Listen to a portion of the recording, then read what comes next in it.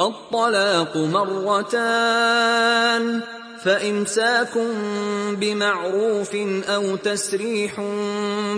بإحسان ولا يحل لكم أن تأخذوا مما